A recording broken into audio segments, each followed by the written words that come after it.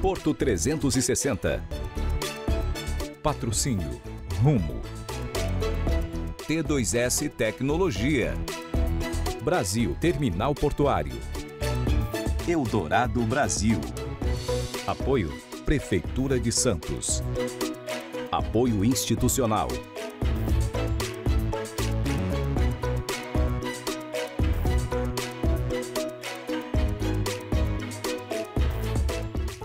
Olá, está no ar Porto 360, nosso espaço semanal para debater assuntos importantes em relação aos portos internacionais, portos do Brasil e principalmente em relação ao Porto de Santos. Muito tem se falado da desestatização dos portos no Brasil e a Codesa, é claro, é o primeiro porto que está na fila de desestatização. Hoje, converso com o presidente da Codesa, Júlio Castiglione. Júlio, obrigado pela tua presença aqui com a gente, pela primeira vez no Porto 360. Que honra enorme ter você aqui. Você tem encontrado aí um espaço na tua agenda para bater esse papo com a gente. Obrigado, Marcos. É uma grande honra falar com você e com a turma que te acompanha aí, com um trabalho belíssimo. E estava sentindo essa falta, né? Precisava ter essa conversa com vocês aí no Porto 360. Claro, sem dúvida. Presidente, deixa eu começar através aí desse tema, né, que está em pauta. Eu tenho escrito muito a respeito disso, né, e evidentemente o setor portuário tem uma série de dúvidas e questões em relação a esse processo da desestatização, né? Primeiro, a gente fala da Codesa. A Codesa foi o porto escolhido para iniciar esse processo e muitas pessoas acabam não tendo muito acesso aos estudos, né? Como é que está o estudo? Eu quero começar pelo estudo e depois a gente pode permear aí pelo processo. Como é que está o estudo, né? E principalmente, eu percebi um movimento do mercado tentando, de alguma forma, ter acesso a esses estudos. Como é que está essa situação, presidente? Perfeito, Marcos. Assim, em primeiro lugar, eu vejo com muita naturalidade esse momento de incerteza, por vezes até de incompreensão, por que não dizer até, em alguns casos, alguma especulação. Isso é natural, é da vida humana, sobretudo quando a gente está diante do novo, né, de algo inédito. E a desestatização do Porto de Vitória, a concessão de um porto organizado, é uma experiência nova para nós aqui no Brasil. Então, eu vejo isso com muita tranquilidade, com muita parcimônia, né? Agora, esse trabalho ele não começou agora. A bem na verdade, Marcos, desde 2017, vem se discutindo essa questão de desestatização portuária no Brasil. Inclusive, a própria Codesa já esteve nessa fila, né, para ser desestatizada. Por questões de panorama político e social, isso não ocorreu lá em 2017, mas eu assumi aqui o comando da Companhia Docas Espírito Santo em 2019, já com essa missão de conduzir a companhia para a desestatização. E desde então, ou seja, pelo menos desde 2019, a gente tem feito reiteradas reuniões de trabalho com toda a comunidade portuária, não só do Espírito Santo, mas no Brasil inteiro. Só para que você tenha uma ideia, Márcio, só a Codesa, aí eu estou contabilizando apenas a Codesa, fez mais de uma centena de reuniões de trabalho, webinar, palestra, audiência pública. E aí, se a gente for contabilizar todos os eventos também organizados pela Secretaria de Portos, né, pelo BNDES, por todos os players que estão participando, a ANTAC, por exemplo, esse número é ainda maior. Bem, de qualquer maneira, existe sim uma demanda, né, para que se tenha acesso ainda maior às informações. Eu não acho que a gente tenha nenhum déficit de participação popular, de controle social nesse processo, mas eu acho que controle social não tem fim, ele se revigora, ele se renova a todo momento. Então, qual é o ponto de situação, Marcos? Depois de a gente ter feito 2 audiências públicas, uma consulta pública que ficou aberta por mais de 60 dias, depois de ter feito um relatório de todas as mais de 300 contribuições e ter publicizado esse relatório, a gente enviou o modelo para o Tribunal de Contas da União. E é verdade, parte desses documentos ainda estavam sob sigilo, um sigilo absolutamente temporário, um sigilo que era necessário para que a gente pudesse tornar mais madura a decisão. Para ficar mais claro, todo o processo decisório precisa ter uma concatenação de fases, né? Se você começa a divulgar um trabalho que não está pronto, na sua completude, então você acaba gerando mais incompreensão do que compreensão, mais desinformação do que informação. Agora, a boa notícia que eu trago aqui para quem acompanha aí o Porto 360 é que o que tinha ainda sob sigilo, algumas informações que estavam sob sigilo, não estará mais em breve. né, o poder concedente, o Ministério da Infraestrutura, já se manifestou formalmente ao Tribunal de Contas da União, pedindo para retirar o sigilo desses documentos, e isso será feito nos próximos dias, e aí toda a comunidade portuária brasileira vai ter acesso a todas as informações. Agora, eu devo dizer o seguinte, todas as informações que já foram apresentadas até agora são suficientes para a compreensão do modelo, né? Então, aquilo que é conceitual, aquilo que está na modelagem da concessão do Porto de Vitória, já foi devidamente, suficientemente divulgado. É claro que vai surgir alguma outra dúvida pontual e a gente vai estar à disposição para tentar sanar. Júlio, é óbvio que isso gera uma inquietude, e é bom esse teu esclarecimento, né? Só nas mídias sociais do grupo a gente tem mais de 1 milhão de seguidores, né? Então é um número muito expressivo, e quando a gente fala de Porto, eu sempre costumo dizer que falar de Porto para quem é de Porto é muito fácil, né? Alfabetizar quem está alfabetizado é tranquilo. O problema é você catequizar, principalmente, essa nova geração que chega, as pessoas, a sociedade, de um modo geral, que recebe essa informação, né, de desestatização e, às vezes, acaba tendo uma série de preocupações. Eu acho que esse é o nosso compromisso aqui também. Eu tenho uma questão que me vem à mente, né? Evidentemente, eu entendo essa questão da estratégia, eu acho que você está coberto de razão nisso, até porque se você divulga algo que não está pronto, você fica até sujeito a uma série de críticas ou até propriamente interferências ao longo do processo. Então, se estrategicamente essa foi a intenção, francamente falando, eu acho que ela é acertada. Como o Codesa vem sendo hoje, né, a grande locomotiva desse processo de desestatização dos portos, todos ficam muito preocupados com a questão da estabilidade jurídica dos contratos atuais, né? Ou seja, nós vamos ter um ente aí, privado dentro do processo que possa, de alguma maneira, querer romper alguns contratos e pagar as multas inerentes a esse contrato e mudar, né, a estratégia daquele porto de acordo com a percepção deles. O que eu quero dizer nisso, né? Falando aqui para quem também não é técnico, é um pouco leigo. Se eu quiser transformar meu porto somente em grãos e tirar o container, eu posso, né? A partir do momento que eu sou autoridade privada. Como é que a gente garante isso? Por quê, Júlio? Porque existem, principalmente, operações, que são operações que têm responsabilidade social, não geram lucro para a autoridade portuária, mas tem uma responsabilidade social muito grande, não só de ligação com a indústria, e a gente sabe disso, né, que são os berços públicos, mas, por exemplo, a atividade de cruzeiros, né? Eu venho debatendo muito nessa questão, a gente fez um summit de cruzeiros aqui, que teve uma repercussão muito grande, e o cruzeiro, por si só, ele não dá lucro para a autoridade portuária como outros terminais, né? Por exemplo, de fertilizantes e commodities, mas ele tem uma responsabilidade social gigantesca. Como é que você cria uma regulação para que você não altere o DNA, eu vou chamar dessa maneira, né, dos portos hoje que estão no Brasil e que acompanhem, né, o planejamento estratégico do país, porque porto é estratégia, né, e isso é bastante preocupante. Marcos, a sua fala toca 2 pontos que para nós são muito sensíveis, né? O primeiro deles é a obrigação de respeitar o contrato que já se aperfeiçoou. O mandamento constitucional de respeito a um ato jurídico perfeito não dá para se esquivar. Assim, isso está na Constituição, e ainda que a gente não utilizasse de boas práticas na hora de modelar esse contrato de concessão, esse imperativo constitucional ele iria prevalecer.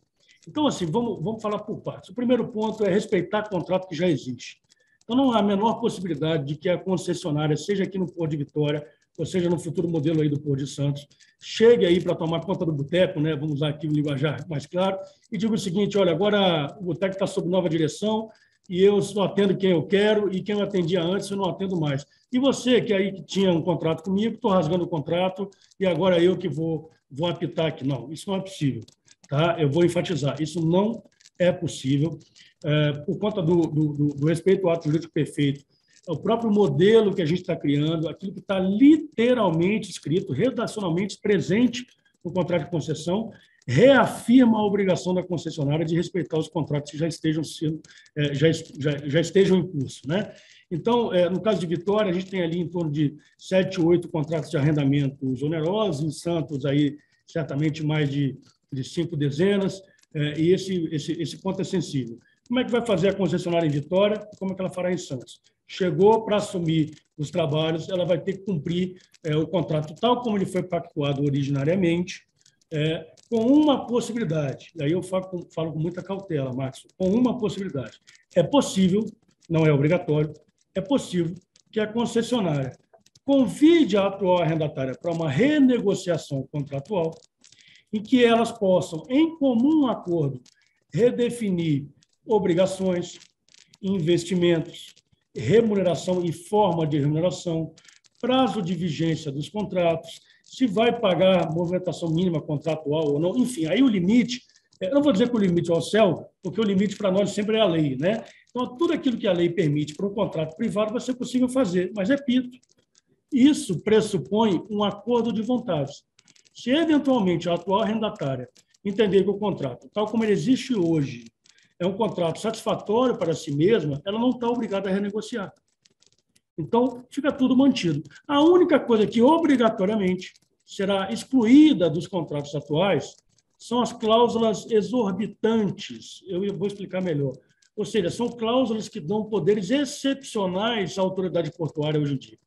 Por exemplo, a Codesa, nesse momento, ou poder concedente, para ser mais tecnicamente exato, a União poderia chegar para um arrendatário do Porto de Santos e encampar o contrato. É lógico, encampar o contrato, pagando ali as perdas e danos, mas, a rigor, prevaleceria o interesse público sobre o interesse privado, você encampa o contrato e resolve isso em indenização. No caso de um contrato que vai ser herdado pela concessionária, sendo a concessionária um agente privado, estando ela contratando com outro agente privado, com outra empresa, veja que é B2B, né? É business, uma paridade de armas, e aí eles precisam respeitar o contrato e não tem aí nenhuma cláusula exorbitante em favor da concessionária. Esse é o primeiro ponto.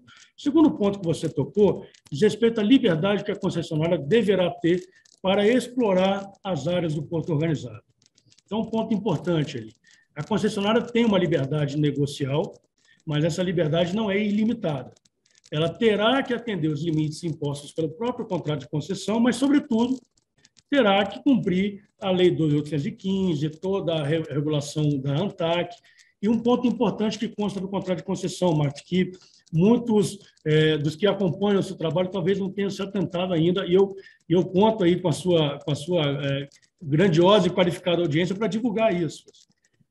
Nós fizemos uma alteração, e essa alteração, inclusive, é fruto das sugestões que vieram em audiência pública. O que nós fizemos? Hoje, se a Codesa quiser alterar o PDZ e quiser alterar a poligonal do Porto, basta promover um pedido ao Ministério da Infraestrutura e o Ministério faz a alteração. É claro que eu estou aqui sendo simplista, mas o fluxo procedimental, a rigor, é esse. A gente provoca, ou às vezes não precisa nem provocar, às vezes até mesmo de ofício o Ministério pode tomar a decisão. A concessionária, por sua vez, num futuro próximo, o que ela vai ter que fazer? Se ela quiser mudar o PDZ, por exemplo, para aumentar a área para atendimento de container ou para atender a área de combustível, ela não pode fazer isso por sua vontade própria, pura e simplesmente.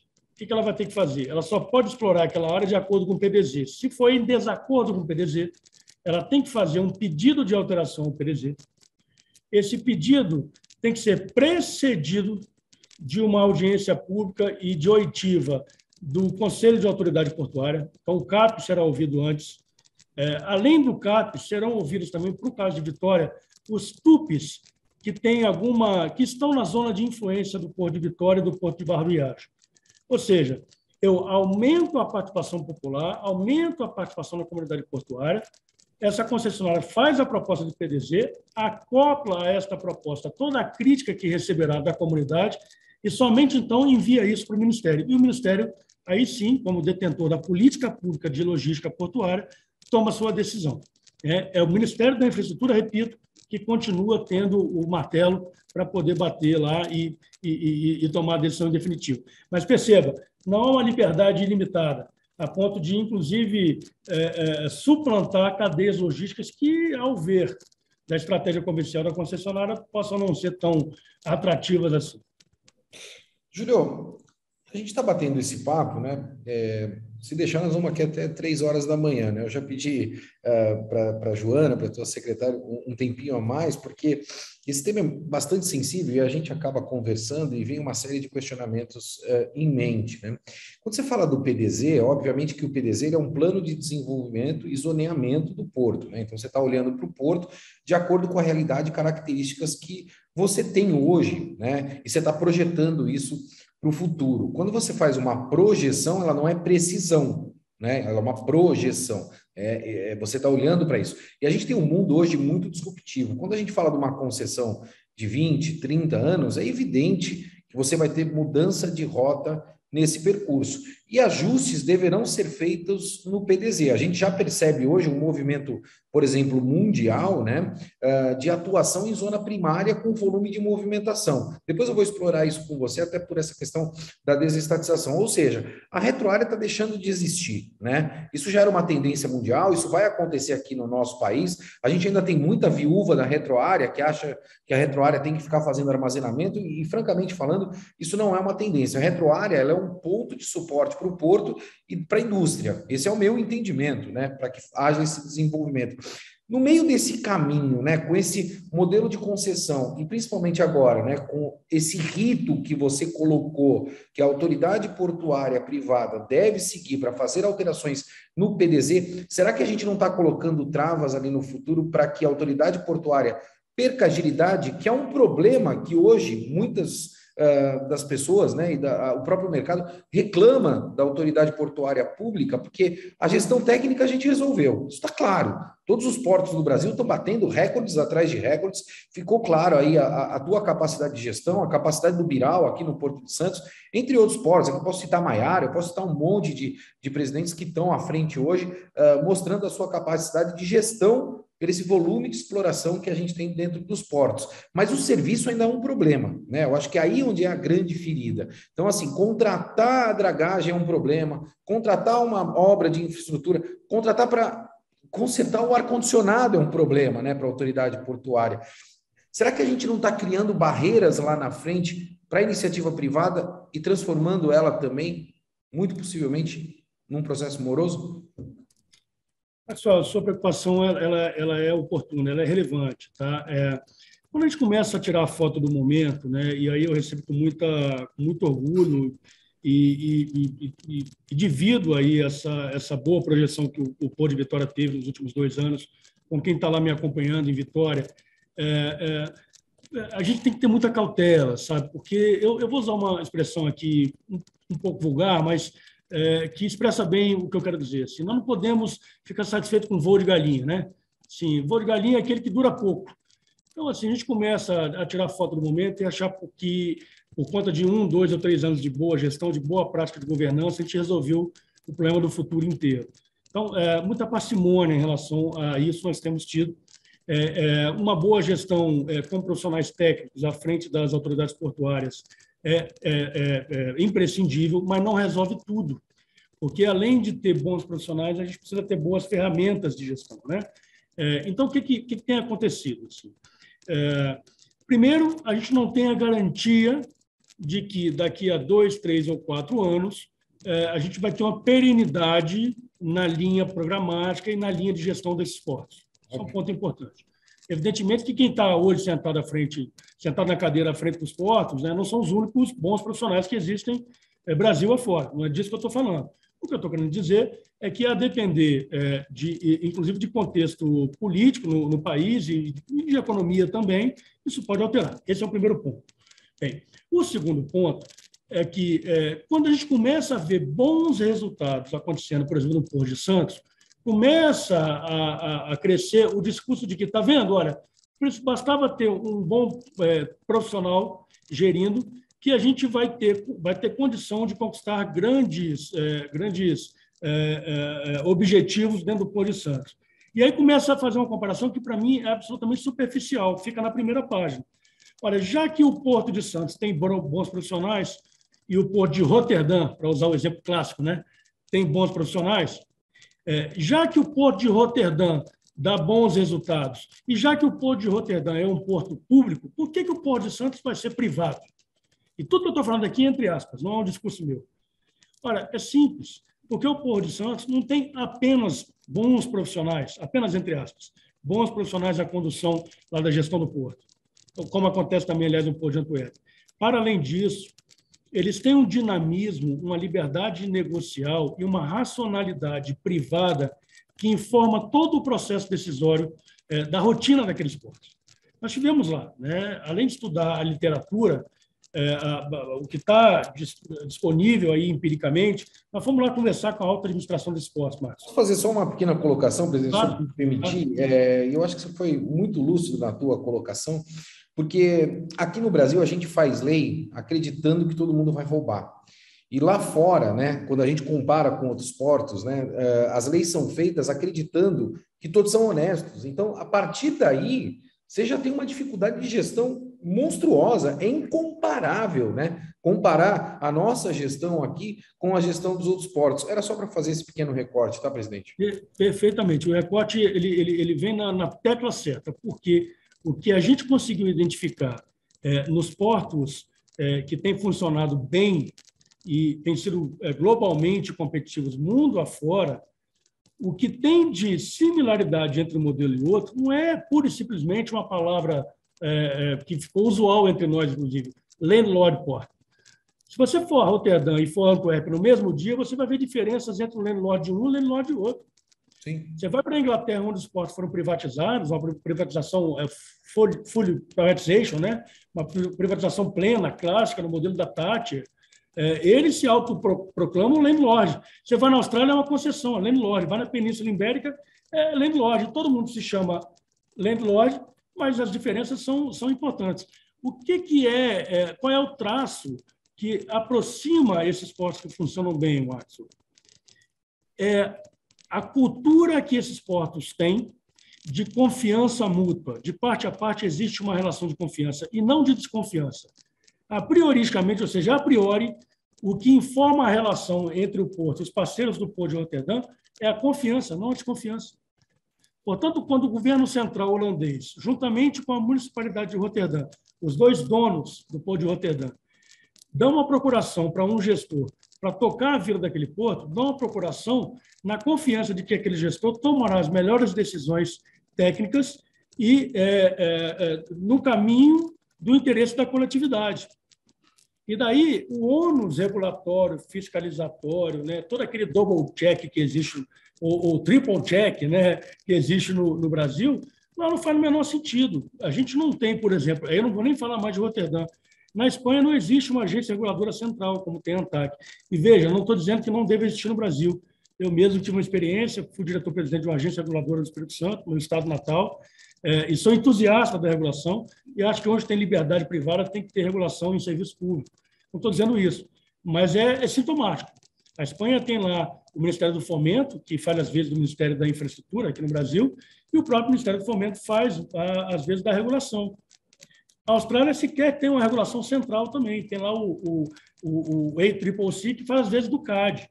Né? Então, eu só estou tentando demonstrar com esse panorama geral, Márcio, que lá o custo da fiscalização, da regulação, do controle, para ser mais preciso, é muito menor, porque onde as pessoas confiam umas nas outras, o custo é menor. Né?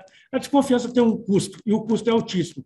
E o problema é que no Brasil, o custo altíssimo nós estamos pagando, porque a gente paga um custo da atuação do Tribunal de Contas da União, dos Estados, dos Ministérios Públicos estaduais e federal. Você paga também o custo das agências reguladoras, paga o custo de onde eu vim também. Eu sou advogado público de carreira, né, da Procuradoria-Geral lá do Espírito Santo. Então, os advogados públicos também, é claro, é importante, é relevante, mas nós precisamos fazer com que isso, no final, tenha compromisso com o resultado. Não pode ser um controle por si mesmo, um fim por si mesmo. Assim. Nós precisamos encontrar a finalidade. A finalidade é serviço público de qualidade, você acabou de colocar, né? Na sua fala, você disse, olha, Júlio, nós temos uma boa gestão, mas o serviço é deficiente, e é mesmo. Agora, como é que a gente vai encarar isso? Com uma discussão etérea, superficial, dizendo, olha, Roterdã é público, vamos manter isso aqui público? Não. Não é assim que vai funcionar. Pragmaticamente, no âmbito do discurso, e talvez da ideologia, do conceito, eu, como servidor público, até desejasse isso, né? Uma transformação cultural no Brasil que nos permitisse, de fato, pegar o atalho e chegar no nível de maturação cultural que os portos de Antuérpia e Roterdão alcançaram. Eu não acho que isso seja, do ponto de vista prático, possível nesse momento. Então, a ferramenta que nós temos hoje é a concessão, porque a concessão vai dar para a concessionária, enquanto autoridade portuária, repito, não vai ser a dona da política pública, vai ter que se submeter à regulação da ANTAC. Essa concessionária vai ter, ela sim, liberdade negocial, inclusive para captar o que você está dizendo. Talvez o melhor proveito socioeconômico que a gente deva tirar da área primária seja mesmo com movimentação e não com armazenamento. E aí eu digo pelo Porto de Vitória. Por que hoje tem armazenamento no Porto de Vitória? Simples, porque no caso do Porto de Vitória, não é realidade em Santos, mas em Vitória sim, eu tenho 50% da área ociosa. E aí você fala, por que ociosa? Não tem demanda? Tem, mas eu não consigo. A ferramenta que existe hoje para que eu negocie isso com quem tem interesse é extremamente burocrática. Eu estava olhando até o balanço do Porto de Vitória, né? E aí é uma preocupação que o mercado tem. Júlio, francamente falando, né? Eu sou do setor portuário há muito tempo, eu gosto do setor portuário, sou apaixonado pelo setor portuário. Fico muito feliz a gente conseguir emplacar o primeiro programa da história da TV Globo, né? Sobre Porto, ou seja, impensável que isso pudesse acontecer. Isso demonstra a maturidade do setor portuário, né? O quanto maduro a gente cada vez mais está e o quanto mais a gente contribui para o desenvolvimento do nosso país. É um setor extremamente estratégico. E eu olhando, evidentemente, né, os números da Codese, muitas vezes eu acabo fazendo algumas críticas para reflexão, né? E nesse mundo polarizado que a gente vive, as pessoas dizem, Maxwell, você é contra ou a favor? Eu falei, gente, não é questão de ser contra ou ser a favor. A gente precisa deixar isso um pouco de lado, né? A gente está fazendo uma reflexão para que a gente possa melhorar os nossos processos. Não é porque eu questiono o Júlio, é que eu sou contra o Júlio, né? A gente está aqui esclarecendo informações. E aí eu vou ao ponto do que eu estava colocando em relação ao balanço. Hoje, os números da Codesa estão muito relacionados ao resultado fruto das tarifas, não da movimentação. Você disse da dificuldade, né, de abrir para exploração.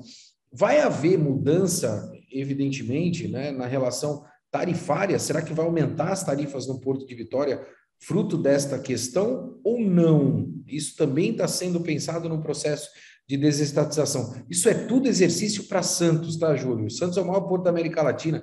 Então, eu acho que a gente tem que provocar esse tipo de situação para que a gente coloque as claras na mesa.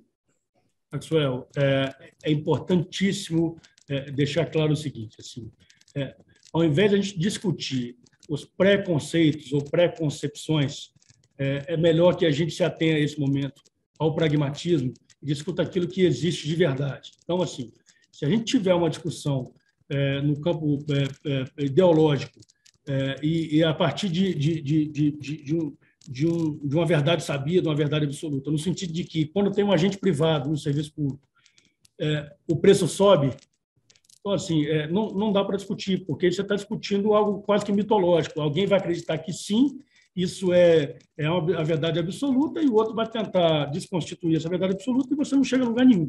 Eu não gosto dessa discussão. Você tem toda a razão, eu também sou entusiasta de discutir com a cabeça assim, no pragmatismo. Então, eu vou dar um exemplo para vocês e aí abrir a discussão para Santos também. Quando a gente começou a modelar o Porto de Vitória, a concessão do Porto de Vitória, antes de a gente botar um número numa linha que fosse numa planilha do Excel, já houve discurso, vai aumentar a tarifa. E naquele momento eu falei assim, olha, eu fui franco, né? Nas oportunidades em que fui perguntado publicamente, eu também respondi publicamente. Olha, eu não sei se sim ou não. Até porque eu não fiz nem estudo de demanda ainda. Eu não sei nem qual é o programa de exploração do porto, ou seja, qual é a carga de investimento que vamos exigir. Eu não sei sequer qual é o prazo de vigência do contrato de concessão. Então, nesse momento, eu não posso te dizer se vai aumentar ou vai diminuir. Isso era aquela ocasião. Depois de 2 anos praticamente trabalhando na modelagem, é claro que é de se esperar que agora a gente tenha uma informação concreta. E a informação concreta é a seguinte. Vou dar algumas referências. No Porto de Vitória, especificamente, quando a concessionária chegar, somente 2 tabelas serão cobradas. Todas as demais deixam de ser reguladas ex ante, ou seja, deixam de ser reguladas antecipadamente pela ANTAQ. É a tabela 1, que é o acesso aquaviário, e a tabela 3, que, no caso de Vitória, é o acesso terrestre. Por que essas duas permanecem sendo reguladas pela ANTAQ? A ANTAQ define o preço a priori, Júlio. Simples, porque, em relação a acesso aquaviário e acesso terrestre, existe, de certa forma, uma atuação monopolista da concessionária. É ela que tem aquele acesso aquaviário, é ela que tem aquele acesso terrestre. Portanto, se considerou temerário permitir que a concessionária colocasse o preço que ela quisesse. Ou que, melhor dizendo, né, que ela tivesse liberdade negocial para definir junto com o parceiro o preço. Então, essas duas tarifas elas continuam sendo reguladas. E aí, olha, a boa notícia. No caso do Porto de Vitória, para a tabela 1, acesso aquaviário, hoje a Codesa cobra em torno de R$ 1,80, R$ 1,90, R$ 1,90 por TPB, por tonelada de peso bruto, né? Então, esse é o preço que a gente cobra hoje. A autoridade portuária pública, que, segundo a verdade convencional sabida, né, é aquela que defende o interesse público, é aquela que afasta os interesses malignos do privado e tal, ela cobra R$ 1,90. Eu falo R$ 1,80, R$ 1,90 porque a gente está agora para ter um reajuste, então vamos colocar entre R$ 1,80 e R$ 1,90. Quando a gente apresentou o modelo a primeira vez para o Tribunal de Contas da União, essa tarifa já caiu para R$ 1,22. De R$ 1,80 a R$ 1,90 caiu para R$ 1,22. E agora, de R$ 1,22, o TCU já fez uma análise mais acurada e pesou mais na modicidade tarifária, entendeu que tinha espaço ainda e, pasmo, caiu de R$ 1,22 para 79 centavos. Eu estou falando de uma tarifa que era R$ 1,80, R$ 1,90 para 79 centavos. Mais de 100% de redução, Júlio? É isso. Se você pegar o acesso terrestre, não é muito diferente. Sai lá de 5,5 para 2,5, 3. E por que isso acontece? Não tem alquimia. Você tem um bicho teimoso, é o tal do Excel. Você pode exigir dele a resposta que você quer, ele vai te dar a resposta que ele tem. E por que isso acontece no caso do Porto de Vitória? Primeiro, porque o Porto de Vitória, hoje, mesmo com uma boa gestão, com o choque de gestão que nós temos aqui, tem um espaço enorme para qualificar o seu custeio. E isso só vai ser possível se a autoridade portuária for privada. Sendo pública, não consegue. Eu estou falando aqui de licitação pública para contratar serviço de limpeza e capina. Eu estou falando de concurso público para contratar, de liberdade para contratar, recontratar, demitir, avaliar, bonificar por performance. São ferramentas da máquina, né? O custo da máquina. É isso. E assim, ainda com o ganho que nós tivemos aí nos últimos anos, ainda tem um espaço enorme para avançar. Esse é o primeiro ponto.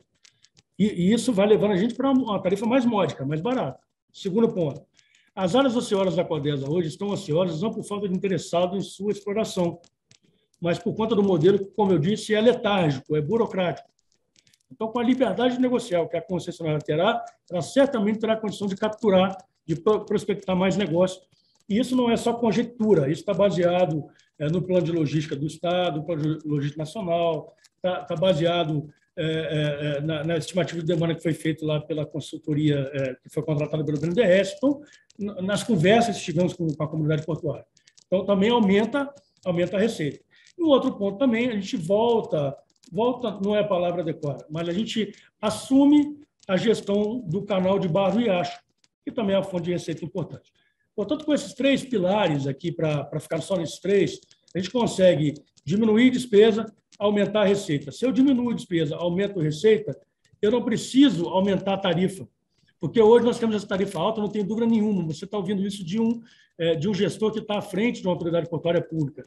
Ela é tão alta hoje, também para pagar o custo da ineficiência. Isso é uma verdade, né? Agora, tem o outro lado da moeda, e é da mesma moeda.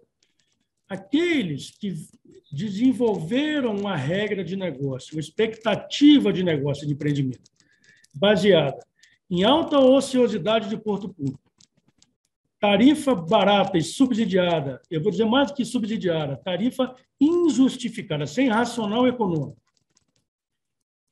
sem nenhum apetite para assumir risco, sem fazer investimento em superestrutura, sem querer assinar contrato de médio e longo prazo, sem assumir movimentação mínima contratual. Esse modelo de negócio não tem como existir. porque esse modelo de negócio está levando os portos públicos à derrocada. E aí o que vai acontecer?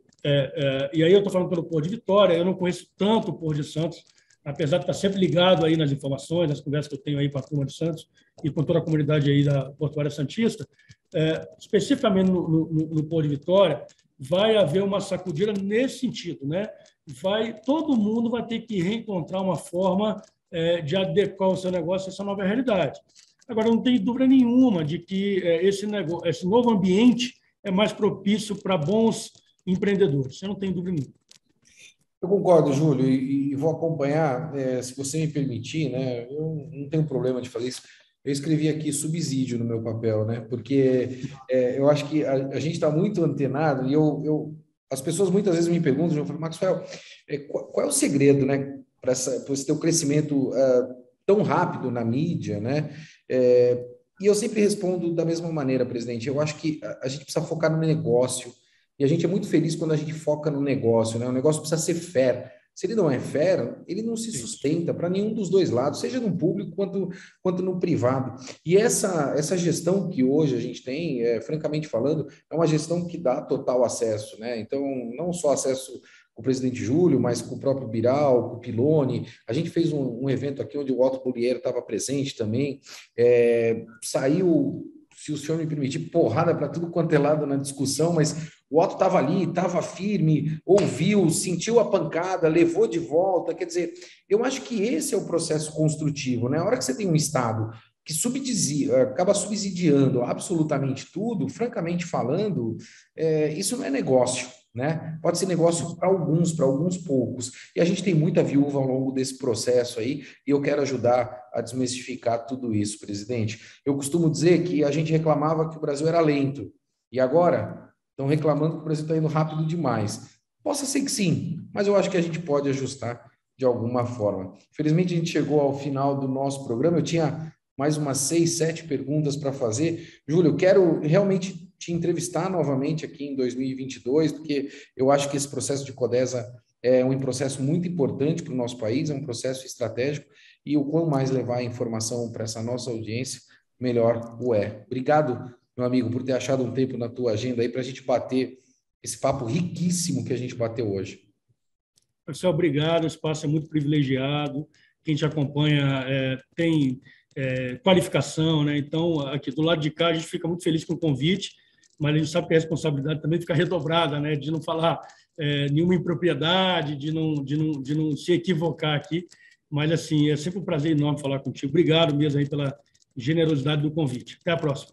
Imagina, eu que agradeço. Como você bem sabe, eu vou ficando por aqui, movimentando sempre muito mais do que informação. Um forte abraço e até semana que vem. Porto 360. Patrocínio Rumo. T2S Tecnologia. Brasil Terminal Portuário. Eldorado Brasil. Apoio Prefeitura de Santos. Apoio institucional.